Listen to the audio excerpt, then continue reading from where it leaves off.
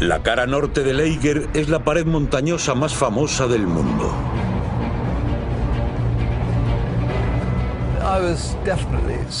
Desde luego que tenía un miedo tremendo antes de escalar el Eiger. 1,5 kilómetros vertical de quebradiza piedra caliza, hielo y vientos ululantes.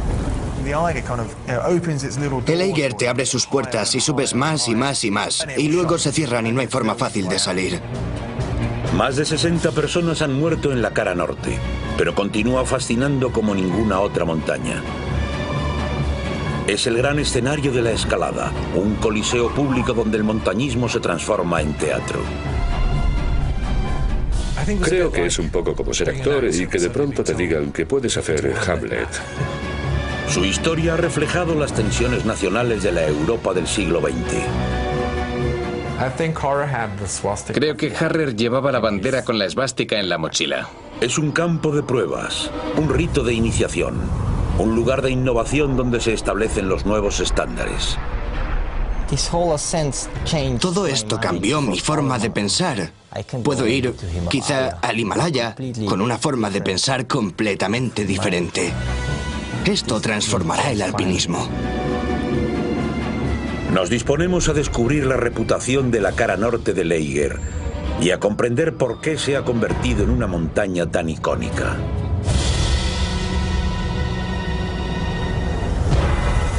El Eiger.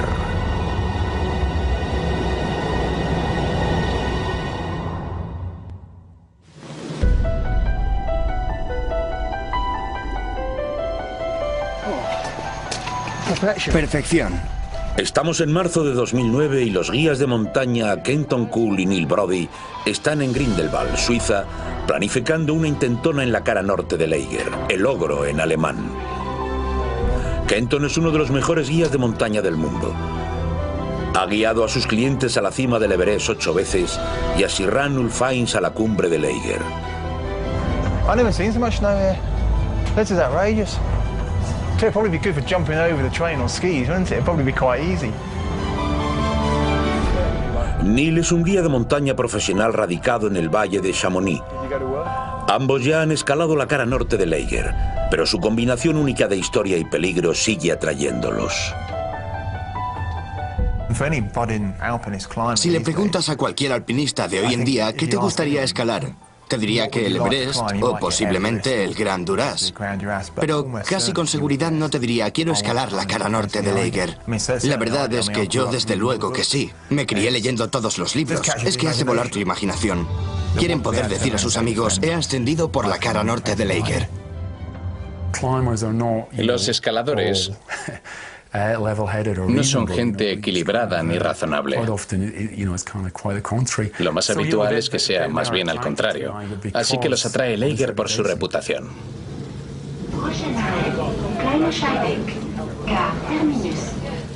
Bueno, Kleine Scheidegg, el punto tradicional de partida para las gestas del Eiger. La última vez que estuve era verano.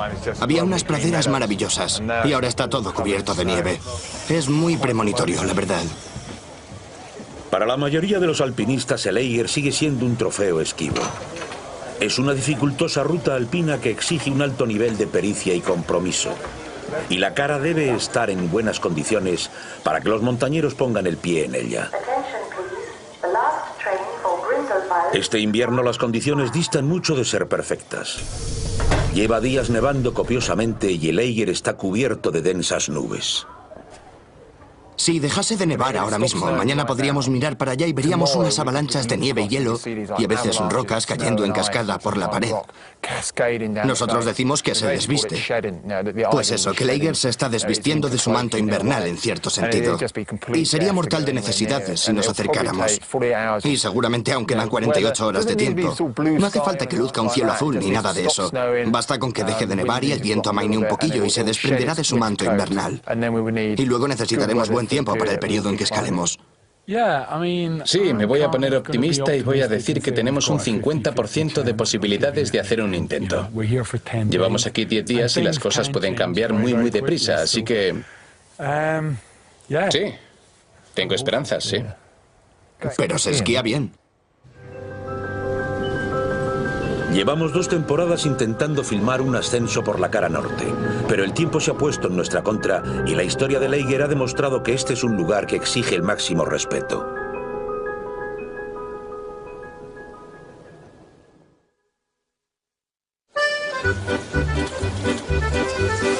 Cuando se levantan las nubes a la mañana siguiente, se puede ver por qué. El Laeger domina la aldea de Kleine Seidel. Ninguna otra gran montaña ocupa una posición más pública. I think we'll be up to our armpits in snow, basically. I don't know about you, Neil, but I don't think I've ever seen it quite, especially the upper reaches. It looks like it's been kind of blasted. It almost looks like a big rime ice on it, kind of like Patagonia style at the top. Just such an immense face. Oof. It's giving me chills just looking at it. El Laeger es inusual. Su cumbre puede ganarse con relativa facilidad siguiendo las escarpaduras de sus flancos, pero su cara desnuda es un reto para el montañero mucho más serio. Da al norte, así que está perpetuamente ensombrecida. Es cóncava, por lo que atrapa el mal tiempo cerca del muro. Un escritor la describió como abierta en canal como el pecho de un enfermo. El peligro clave de Laeger probablemente sea la caída de rocas, pero también como está justo al borde de los Alpes, casi puede tener un sistema climático propio y cualquier frente que llegue del noroeste alcanza primero el Laeger. A los pocos minutos de desatarse la tormenta sobre la cumbre, por la cara norte se derraman cascotes y agua y nieve cayendo en cascada. Y se convierte en una película de terror. Verse atrapado en esa cara, con mal tiempo, en un lugar expuesto, es el material del que están hechas las pesadillas. Las bandas de rocas por las que tienes que avanzar para ascender por el monte tienen muy escasa protección. Hay pocos lugares donde colgarse o instalar cualquier otra clase de protección. Y las rocas son muy afiladas también, están muy sueltas. O sea que quizá no tengas protección y los huecos a los que te agarras también pueden romperse. Pero no son solo los desafíos físicos los que intimidan. La cara norte de Laeger tiene su propia y nutrida mitología. La primera ruta por la que se escaló el Laeger es una de las más emblemáticas del montañismo. El nombre de cada topónimo evoca historias de extraordinario heroísmo y terribles tragedias. Stollenloch, la travesía Interstoiser, la plancha, el vivac de la muerte, la travesía de los dioses, la araña blanca. Creo que el hecho de que cada repisa en el Laeger esté cubierta por los sedimentos de la historia lo hace muy especial y amplifica esa sensación de maravilla. Cuando llegas a la travesía de Hinterstoiser, conoces las terribles escenas que tuvieron lugar allí y eso te va a provocar cierta ansiedad, nerviosismo. Hay que pasar por esos puntos de historia, trepar por la historia. ¿Ves una piqueta? ¿Quién puso esa piqueta? Quizá fuera el mismísimo Heckmeyer. Quizá fuera Tony Kurz, en aquel épico descenso. Quizá fuera Chris Bonington. Toda esa gente. Y todos han tenido sus momentos en la cara norte. Dougal Haston, John Harling, que cayó y murió. Está plagada de historia. La historia de Laeger comenzó allá por 1858, cuando el irlandés Charles Barrington y 2 guías de montaña locales alcanzaron la cumbre por el flanco oeste. Al parecer lo que quería era escalar el Matterhorn, pero no disponía de dinero para llegar allí. Durante la última parte del siglo XIX, los británicos habían dominado los Alpes. Habían forjado una edad de oro del montañismo. Habían sido pioneros en grandes rutas por todos los Alpes y habían definido a lo que iba a llegar este deporte. La estrategia victoriana era conquistar cumbre tras cumbre. Era una tradición romántica en la que morir simplemente era de mal gusto. El motor del movimiento era sobre la clase media británica. Profesores, abogados, clérigos, que casi inventaron el pasatiempo del montañismo. Y la mayor parte de los primeros ascensos fueron realizados por escaladores británicos que confiaban en la pericia de los guías lugareños suizos, franceses, italianos, sobre todo los guías suizos. A comienzos de la década de 1930, los británicos pensaban que en los Alpes ya todo estaba hecho. Tan solo les quedaban las grandes caras norte de los montes que ya habían conquistado, los últimos grandes problemas de los Alpes. Pero ya estaban centrando su atención en el Himalaya y el Gran Premio del Everest. Los jóvenes escaladores europeos vieron la oportunidad de conquistar las montañas en las que se habían criado, y su estilo de escalada no podía ser más distinto de la de los aristocráticos británicos. Los alemanes, los austríacos y los italianos hacían escaladas con un nivel técnico muy superior al nuestro, sobre todo en los Alpes orientales, en los Dolomitas y Baviera. Tenían una calidad técnica y una osadía y una actitud completamente nueva sobre lo que era posible y lo que era deseable, que muchos de los alpinistas tradicionales británicos desaprobaban. Y el epítome de todo esto era la cara norte de Eiger. Estos nuevos alpinistas eran pobres jóvenes de la clase trabajadora. Muchos estaban en paro durante la Gran Depresión. Los montañeros alemanes no tenían nada que perder. Tan solo eran buenos escaladores y pensaban, sí, si escalamos la cara norte del Eiger, nos haremos famosos. En agosto de 1935, dos de estos osados jóvenes realizaron el primer intento serio en la cara norte. Los bávaros Max Edelmayer y Karl Meringer habían estudiado la pared a conciencia y creían haber dado con la ruta directa hasta la cima. La verdad es que nadie había intentado escalar la cara norte. Así que cuando los dos montañeros de Múnich, Karl Meringer y Max Edelmayer, iniciaron el ascenso por la pared en agosto de 1935, no había experiencia alguna de lo peligrosa que es, de lo difícil que es. Lo único que se sabía por aquel entonces es que era una cara tremenda. Partieron a las 2 de la madrugada del 21 de agosto. Hicieron bastantes progresos y al final del segundo día ya habían alcanzado el punto más alto del primer nevero, y el tiempo aún se mantenía. Entonces, a la tercera noche empezó a soplar el viento y una gran tormenta eléctrica engulló el Eiger. En Kleine Scheidegg, la temperatura cayó a 8 bajo cero. Al quinto día las nubes se levantaron brevemente y la gente que formaba colas en los telescopios los veía en lo alto de la cara, aún bregando por ascender, ya casi en la plancha. La cortina de nubes volvió a correrse y Meringer y Selmayer jamás volvieron a ser vistos con vida. Sus cadáveres se hallaron más adelante en una pequeña cornisa a 3.300 metros que se bautizó como el Vivac de la Muerte. Aquel primer accidente de 1935 fue el que cimentó realmente la reputación de Eiger. Bueno, llegó a conocerse como Morband, la pared de la muerte, y la prensa acudió en masa a Grindelwald. Y como es tan pública y está a plena vista de las cámaras, aquellos espantosos dramas se desplegaban ante la prensa de todo el mundo. La tragedia hizo volar la imaginación de la opinión pública como nunca. Por primera vez el montañismo se convertía en teatro. La gente se sentaba en una terraza y contemplaba cómo el drama de la vida y la muerte se desarrollaba ante ella. El escenario estaba listo para el segundo acto de Eiger.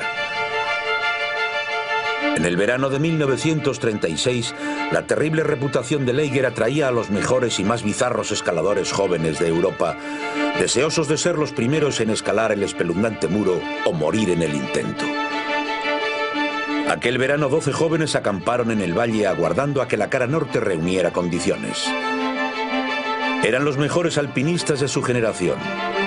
Entre ellos estaban los alemanes Andreas Hinterstoiser y Toni Kurz, y los austríacos Willy Angerer y Eddie Rainer. Ellos también habían estudiado la cara norte y habían descubierto una intrincada y compleja ruta que exigiría enormes esfuerzos. La ruta clásica por la pared de Eiger, que tantos hemos seguido ahora, Realmente la descubrieron Rainer, Angerer, Kurz y Hinterstoiser en 1936. Y fue Ander Hinterstoiser el que lideró la travesía crítica en la que vas desde la parte derecha de la pared por debajo de un gran acantilado vertical rojo. Y así pasas hasta el centro de la cara. Y hay un tramo crítico en el que hay una pared muy vertical, como de 70 grados, y parece de lo más lisa. Y él puso en práctica lo que entonces era una técnica muy moderna, la travesía por tensión, sirviéndose de la tensión de la cuerda para atravesar la lisa pared. Es un camino muy largo, como de 25 metros o así. Cuando vas a la travesía Interstoiser, ahora tiene una cuerda colocada. Pero aún parece muy complicada, ya que estás en una línea transversal. Y en cuanto empiezas a atravesar la montaña, retirarse ya resulta mucho más difícil, porque retirarse hacia abajo es bastante sencillo. Pero cuando empiezas a retirarte hacia un lado, todo se pone algo más complicado. La brillante y audaz travesía del Interstoiser había abierto la puerta de la cara norte de Eiger. La ruta hacia arriba estaba abierta de par en par para ellos. Subieron hasta la plancha, casi el punto alcanzado por Sedlmayr y Meringer el año anterior, y fue entonces cuando empezaron a retirarse. Las razones de su retirada no están claras, pero es posible que Angerer estuviera gravemente herido por una roca caída. Su ruta de retirada los colocó en una zona de paso de constantes avalanchas. Durante todo el tiempo se vieron bombardeados por salvas mortíferas de rocas sueltas que caían de arriba y probablemente del granizo que caía e incluso de cascadas cuando subía la temperatura. Puede ser absolutamente criminal. Y en los huecos intermitentes entre las nubes la gente del valle veía aquellas figuras diminutas retirándose. Las veían por los telescopios.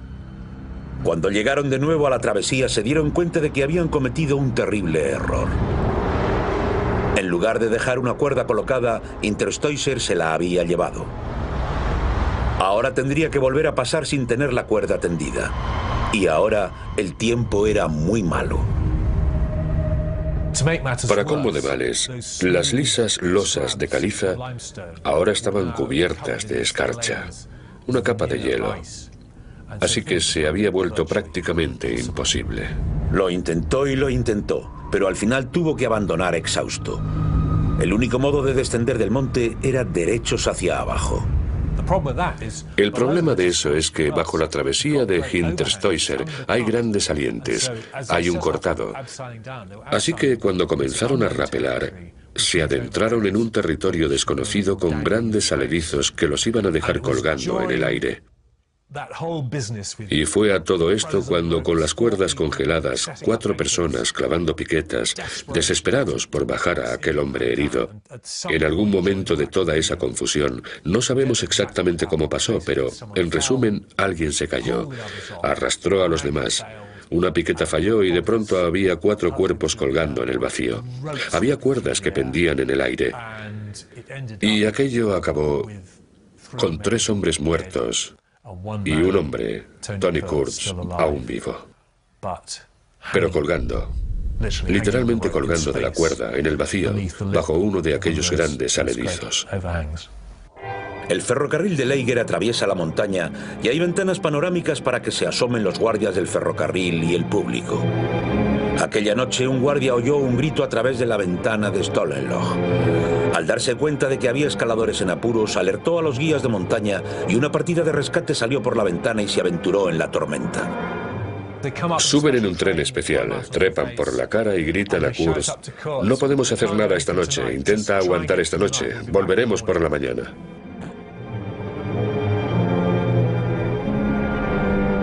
Los hoteles de Kleine Scheidegg estaban abarrotados de visitantes ansiosos por contemplar el drama de lo alto del monte.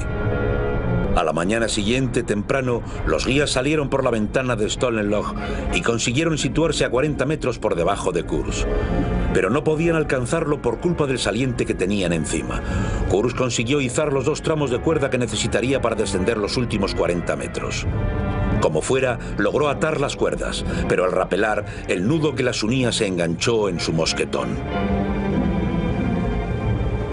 Ahora su única esperanza era cortar la cuerda, liberarse y caer 4 metros hasta la seguridad de la patrulla de rescate que tenía debajo. Pero para entonces tenía las manos gravemente congeladas. Estaban ahí abajo las personas que podían salvarle la vida y no era capaz de usar los dedos.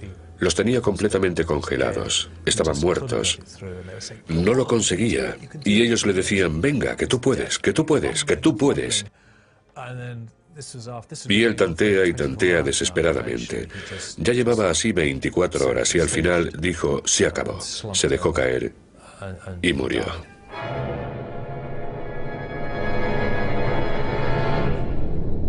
El historiador de Leiger, Rainer Redner, cree que se podría haber salvado a Kurz. Uno de los guías tenía una cuerda larga, colocada entre la espalda y la mochila, pero no en la mochila. Y al hacer un movimiento brusco, la cuerda se salió y cayó hasta la base de la cara norte. Y eso fue algo verdaderamente trágico, porque quizá eso habría salvado la vida de Tony Kurz. Posteriormente descolgaron el cadáver de Kurz. Estas imágenes descubiertas recientemente muestran a los guías de montaña recuperando su cuerpo. La prensa y el público estaban cautivados por el exquisito horror de la muerte de Tony Kurz. Tony Kurz. Aquello era perfecto. Porque es un poquito irónico, pero era la vida. Pasaron 2 días, 3 días, y la gente estaba allí. Y la radio estaba allí. Y los periódicos estaban allí. Los buitres estaban todos allí, sí, se agolpaban en los telescopios. Fue buenísimo para el negocio, para el turismo. Es como el circo romano, pero al revés. En lugar de mirar hacia abajo en el anfiteatro, están mirando hacia arriba. Siempre he dicho que si hubiera habido televisión, yo creo que habrían retransmitido en directo la muerte de Tony Kurz, ya que fue muy dramático. Había 4 montañeros atrapados en la cara norte y luego 2 equipos de rescate luchando contra todo. El tiempo era malo y todo eso. No podías inventarte algo mejor. El Eiger era primera plana en toda Europa una vez más. Las autoridades suizas prohibieron escalar la cara norte del Eiger. Y el coronel Strutt, del Club Alpino Británico, estaba indignado. Escribió diciendo que era sencillamente un pasatiempo para retrasados mentales y que quienquiera que hubiera logrado escalar la cara norte del Eiger podía sentirse satisfecho, sabiendo que había conseguido la hazaña más imbécil de la historia del montañismo. Imbécil o no, para los montañeros la cara norte del Eiger se había convertido en un trofeo aún mayor.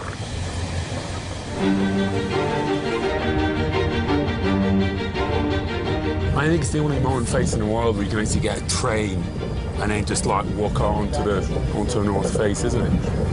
Sort of halfway out. Kenton y Neil cuentan con un permiso especial para visitar uno de los lugares más extraordinarios del Eiger, Stollenloch. Cuando se construyó el ferrocarril del Eiger, los obreros usaban esta ventana en lo alto de la cara para arrojar los escombros. Es la misma ventana que los guías de montaña usaron para tratar de rescatar a Tony Kurz. Stollenloch permitía a Kenton y Neil comprobar las condiciones de la cara. Cool. Wicked, eh? Awesome. This is amazing. Right. Can we start digging? Can we? You can almost see light out of it. You can almost see light. Y esto es Stollenloch. Esto es muy emocionante. Nunca había salido por esta ventana. He pasado por ella escalando a unos 50 o 60 metros, así que va a ser muy, muy emocionante. Esto es estupendo, ya que lees todos los libros sobre el tema y oyes todas las gestas de la gente que volvió o de la gente que desgraciadamente no volvió. Pues eso, con tormentas y cosas de esas. Y luego tener que andar por una vía de ferrocarril para ponerte a salvo. I can't believe I'm so excited about going out of the door. It's like escape to victory. Yeah. So the Great Escape, isn't it? You kind of digging artwork. Yeah, come on up, Kenton. Oh, awesome. Check this out. Bugger me, this is awesome. Look at the walls above. Wow. Hey, look at the mushroom. Mushroom, yeah. That is amazing. That's where the base jumpers leap from. One slip, certain death. This is just amazing. Absolutely amazing. We just popped out. And it's just like we're on the north face. There's Spindrift coming down, and it's pretty cold. It's quite foreboding, actually. Es bastante premonitorio, la verdad. O sea, este es el escenario de muchas hazañas, de muchas historias casi de terror sobre gente luchando por sobrevivir, por subir ahí arriba. Y probablemente no haya ninguna tan mala como la gesta del 36 de Tony Kurz y sus buenísimos compañeros de escalada y amigos. De niño me crié leyendo cosas como La Araña Blanca, el libro que te narra la historia de Lager. Estar aquí, ser parte de él y tener tiempo para pensar en ello, eso es lo que me emociona tanto hoy. Normalmente subimos aquí lo más rápidamente que podemos, trepando muy deprisa para tratar de subir lo más alto posible antes de vivaquear.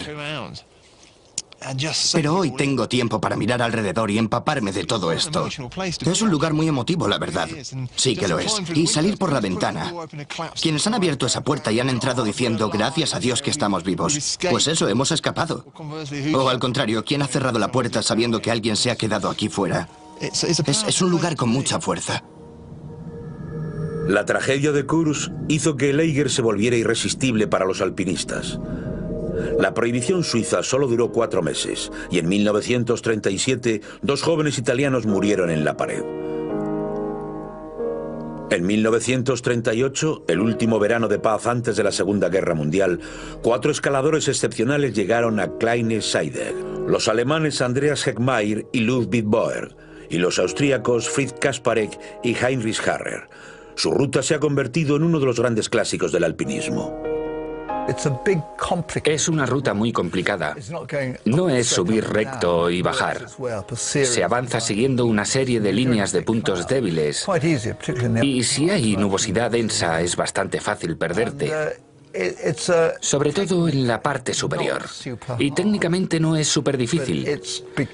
Pero debido a la complejidad y la distancia a recorrer, es un reto de escalada sumamente complicado y problemático. Y creo que aún es una de las grandes rutas de los Alpes. Es una ruta clásica y seria. En el 38 fue una hazaña importante lo que hicieron. Tienes un par de tramos en los que no hay buena protección. Así que sigue siendo una escalada muy seria. Borg llevaba una cámara y tomó fotografías durante todo el tiempo. Y la gente pudo ver cómo. Y no solo leerlo, sino también ver cómo lo hicieron. Y esas fotos, me parece que esas fotos, si las ves, sigues diciéndote, ahí va, qué condiciones más malas. A las 2 de la madrugada del 21 de julio, los 4 montañeros parten formando 2 equipos. La pareja austríaca formada por Harrer y Kasparek va seguida por los alemanes Heckmair y Boer. A mediodía del 22 descansaron juntos en el Bivac de la Muerte, pero continuaron escalando por separado. Para entonces habían ascendido por la cara norte más que nadie. Cruzaron el tercer nevero y llegaron a la rampa. Al alcanzar la travesía de los dioses, decidieron unir sus esfuerzos y seguir trepando juntos. Al ganar el gran nevero colgante de la Araña Blanca, estalló la inevitable tormenta de Lager.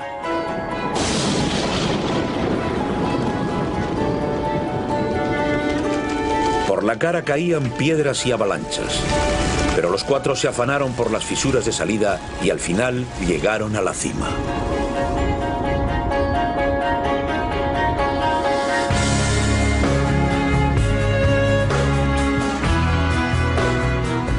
Fue un logro magnífico. Magnífico se mire por donde se mire.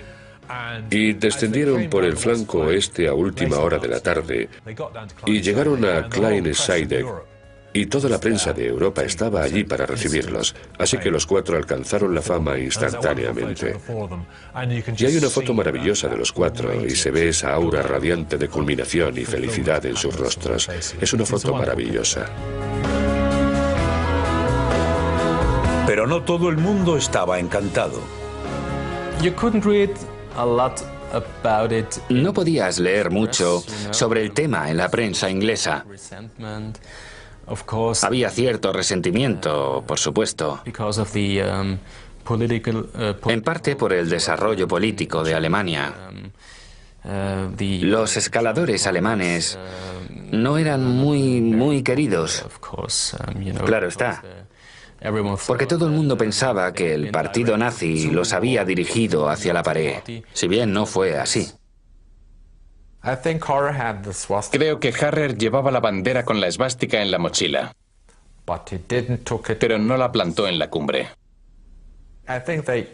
Creo que les bastó con llegar a la cima. No hubo bandera con esvástica, ni foto, ni nada. Solo, Jesús, vamos a bajar. Se politizó instantáneamente, ya que en cuanto descendieron a Grindelwald, volvieron corriendo a Alemania y fueron conducidos al Estadio Olímpico de Breslau, y allí desfilaron ante una multitud que los adoró. El Führer, nada menos, los recibió, y eran héroes nacionales. He aquí un perfecto ejemplo de la excelente hombría germánica alcanzando la gloria en la escalada alpina suprema. Era el sueño de cualquier propagandista en bandeja de plata. El éxito público de Boer, Kasparek, Harrer y Heckmair hizo poco por disminuir el poderío de Leiger. Abrió la puerta a una hueste de jóvenes ambiciosos y diestros guías, deseosos por probar su valía y hacerse con el supremo trofeo alpino para sus naciones. Las dos siguientes décadas serían testigo de 30 ascensos exitosos. Pero por cada expedición con éxito, parecía que Leiger debía cobrarse un precio. La muerte, el desastre y la controversia continuaron acosando a la cara norte. A finales de los 50 ya no bastaba con escalar la ruta clásica de Heckmair.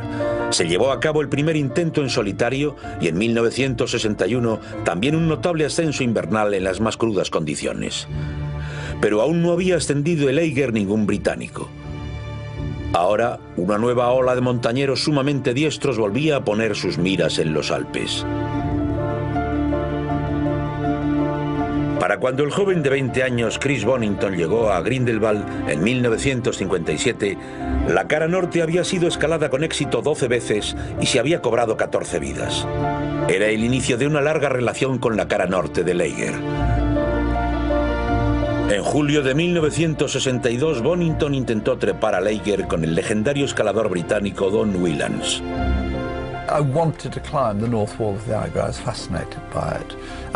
Quería escalar la cara norte de Leiger, me fascinaba y también a Don. Yo diría que seguramente sería 1961 o 62. Don estaba en el cenit absoluto de sus facultades. Era uno de los mejores alpinistas del mundo en aquellos tiempos, pero era mucho más que eso. Tenía el mejor sentido de la escalada, la mejor concepción de la montaña que nadie que haya conocido jamás. Estaba muy por encima de mí. Tenía más experiencia que yo, pero, en fin, escalaba de un modo muy meditado, muy centrado, y lo consideraba absolutamente todo.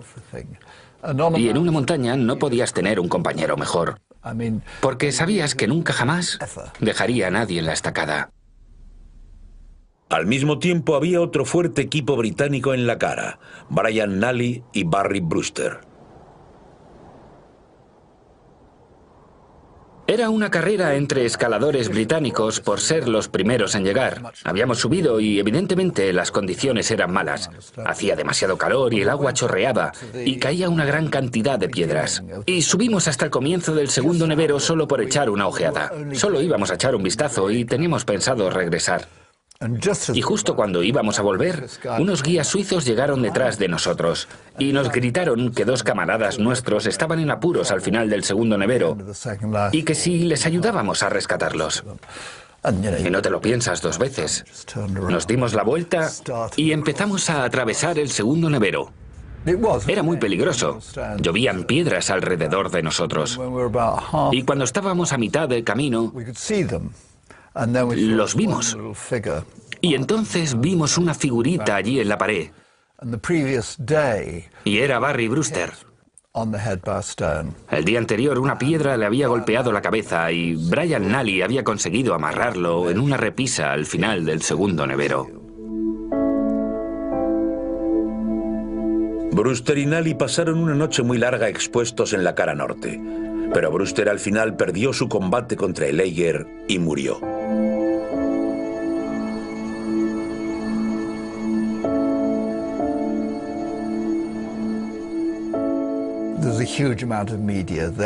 Allí había un montón de medios, había flashes y de todo. Y cuando volvimos a Kleine Scheidegg, había más si cabe. Aquello era una gran noticia, ya que era una especie de tragedia épica. Y creo que a Don y a mí, a ambos, nos repugnó un poco aquello. Y por eso agradecimos mucho poder escapar. Wielands regresó a casa, pero Bonington se quedó en los Alpes y a finales de aquel verano unió sus fuerzas con las del montañero británico Ian Clough. Estábamos en el cenit absoluto de nuestra forma física. Ian y yo nos llevábamos muy bien. Éramos muy buenos compañeros de escalada. Una vez lo desperté a las 5 de la mañana y le dije, mira, he tenido una idea luminosa, vamos a por el Eiger. Y el queridísimo Ian dijo, sí, vale, con que 3 días después estábamos escalando el Eiger y el tiempo era perfecto. Bonington y Clough habían realizado la primera ascensión británica por la cara norte del Eiger. El éxito del Eiger cambió la vida de Bonington para siempre. Gracias al Eiger me pidieron que escribiera mi primer libro. Hicimos una gira de conferencias y gané más dinero. Es una cara extraordinaria y una escalada extraordinaria. Y hay que tener en cuenta que fue en 1962, cuando era muy misteriosa, muy desafiante.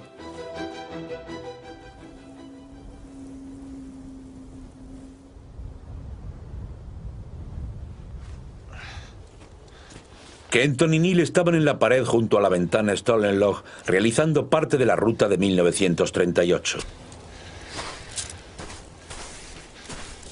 Feel quite small all of a sudden. Tiene cierto halo. Y empiezas a escalar el Eiger con mucho nerviosismo y mucha ansiedad.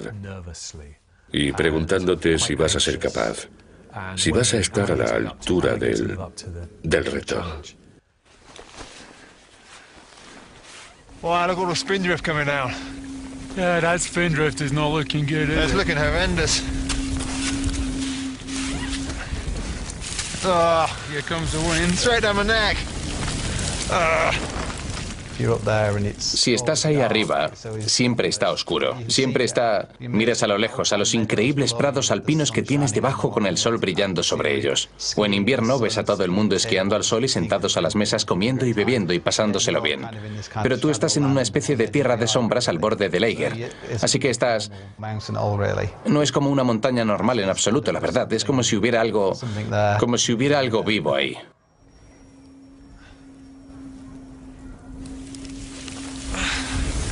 Bloody hell. Yeah, this is not North Face conditions at all.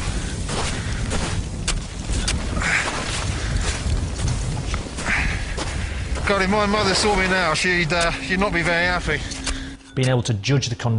Ser capaz de evaluar las condiciones, evaluar tu equipo, o decidir si seguir o retirarte es muy importante en esa escalada. Porque lo que consideras al pie del monte, cuando decides, sí, vamos allá, es muy importante en el Eiger. En cambio, en cualquier otra escalada puede ser que lo intentes y pienses, hoy no es un buen día, no me encuentro bien, o podemos volver a bajar. Pero aunque solo escales hasta la mitad del Eiger, ya estás muy comprometido.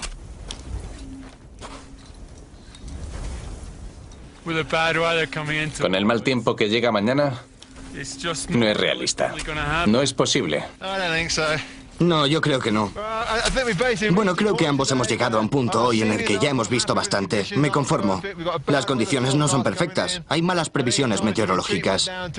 Creo que es hora de retirarse a la ventana de abajo. Y ya volveremos a luchar con la cara otro día. Pero en lo que a mí respecta, desde mi perspectiva de guía y escalador, esto es imposible. No vamos a poder hacerlo.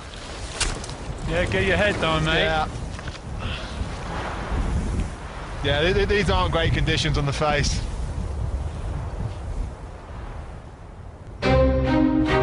A principios de los 60, alpinistas de toda Europa buscaban el siguiente gran premio en la cara norte de Eiger.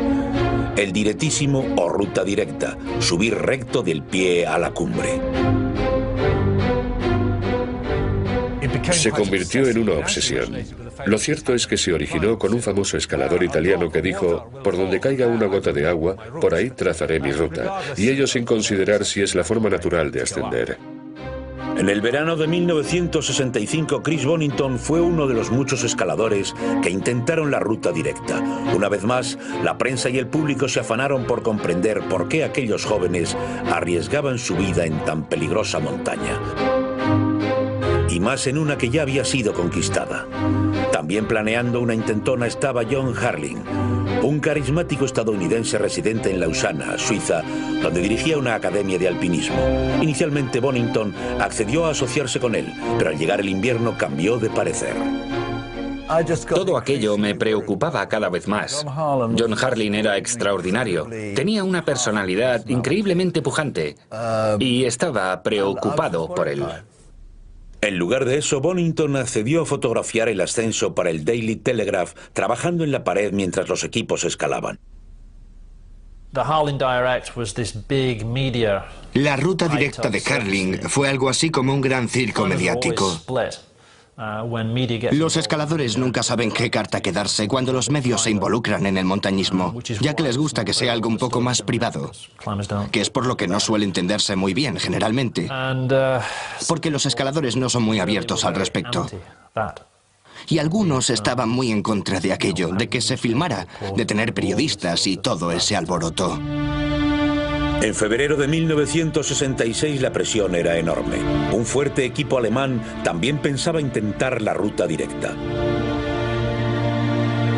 Harling había invitado al joven escalador británico Dougal Haston para sustituir a Bonington. La prensa mundial se congregó en Kleine Scheidegg para ver el espectáculo. Los alemanes partieron antes, un equipo de 8 hombres que usaba tácticas de sitio ensayadas en el Himalaya. Cuerdas fijas, escalas, campamentos equipados con suministros. Tener equipos dedicados a la escalada abastecidos desde abajo significaba que podían continuar ascendiendo pese al mal tiempo. Continuarían hasta alcanzar la cima. La ruta directa de Eiger sería conquistada. John Harling, Dougal Haston y un especialista en roca estadounidense, Leighton Core, partieron también. Aquello se convirtió en una carrera, y no es que los escaladores la preparasen, pero se transformó en una carrera con el equipo alemán, unos escaladores alemanes muy buenos que trepaban en paralelo con el equipo anglo-estadounidense. Habían escogido el peor invierno en décadas. Subieron centímetro a centímetro en condiciones sobrecogedoras. Al cabo de 18 días habían llegado al Bivac de la Muerte, el lugar donde Selmayr y Meringer habían muerto congelados 31 años antes. En los años 60 la idea de escalar esta gran pared en invierno era casi escandalosa. Parecía algo prohibido. Y hacer ese tipo de escaladas tan técnica, con los dedos muy fríos, con todo enterrado en nieve polvo, parecía casi imposible.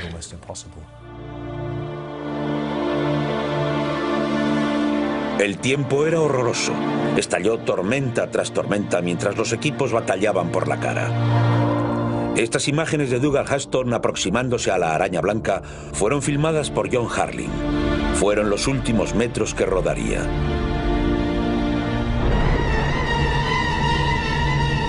El 22 de marzo, un mes después de que su equipo pisara el muro, una cuerda se rompió y John Harling cayó y murió.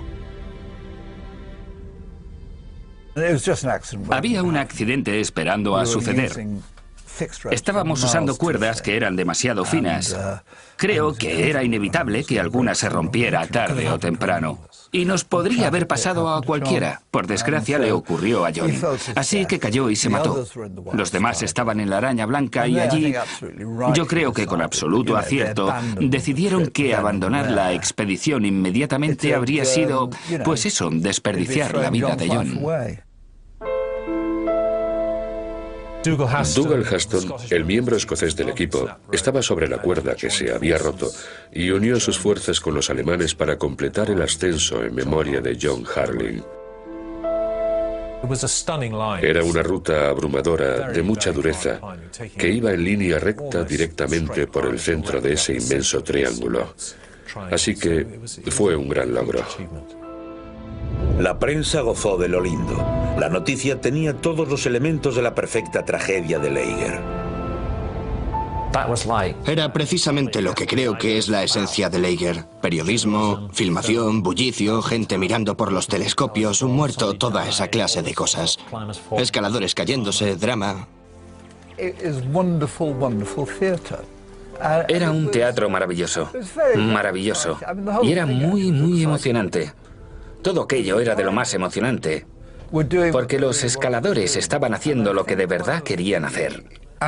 Y creo que uno de los aspectos en los que creo que mi generación de escaladores ha sido afortunada es que la clase de escalada que queríamos hacer por nosotros mismos sea la cara norte de Laeger por la ruta habitual, o la ruta directa de Laeger. Eran retos reales, genuinos, tradicionales. Era algo en lo que la prensa podía meter la cabeza y seguirlo. En cambio, hoy en día, no creo que los medios puedan ya meter la cabeza en la escalada dura. En los años 30, el Laeger se consideraba inescalable. El coto de los imbéciles y los retrasados mentales. En 2009, el fenómeno suizo Uli Steck llevó a cabo un ascenso por la cara norte en solo 2 horas y 47 minutos. Para mí fue completamente diferente. Subes ahí y es como si fueras a correr. Coges el primer tren, te tomas un café y a las 9 en punto de la mañana empiezas a escalar. Y sabes que exactamente a la hora del almuerzo estarás en la cumbre. Cambia completamente en tu cabeza. Así que solo pasas 3 horas expuesto en la cara. Ya ha dejado de ser ese montañismo serio.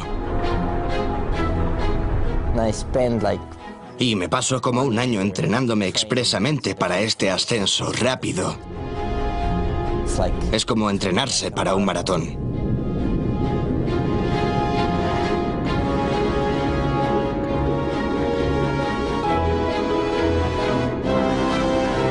El papel de Laeger como gran escenario para los mejores escaladores de una generación no ha disminuido. Pero mientras que los mediáticos ascensos veloces proporcionan jugosas noticias, para los montañeros profesionales y sus patrocinadores esto no es un truco publicitario. Esta ascensión cambió mi concepto para todas las montañas. Creo que hay muchas posibilidades en un modo diferente de escalar. Puedo ir quizá al Himalaya con una idea completamente diferente. Y esto cambiará la escalada. No soy mejor escalador que Hegmaier en su época. Solo son otros tiempos. Así que esto es lo que está cambiando. Pero la montaña sigue siendo la misma.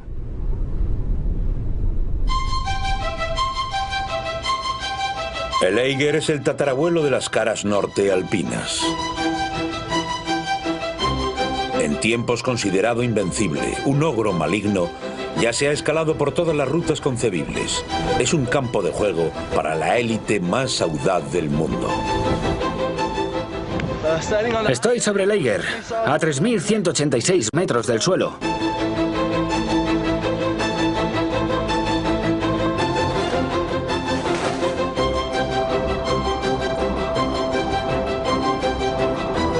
La gente lo ha subido a la carrera, ha saltado desde él y ha esquiado por su gran cara.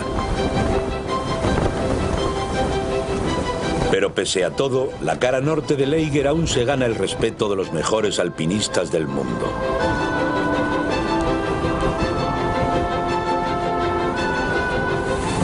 A menudo me he preguntado si el Eiger es una invención humana. Si en realidad es solo esta historia que hemos creado en torno a él y a la mismísima situación tan pública, toda la horterada de ahí abajo en Kleine Scheidegg, la gente de los telescopios, las terribles historias de los accidentes y las espantosas tragedias.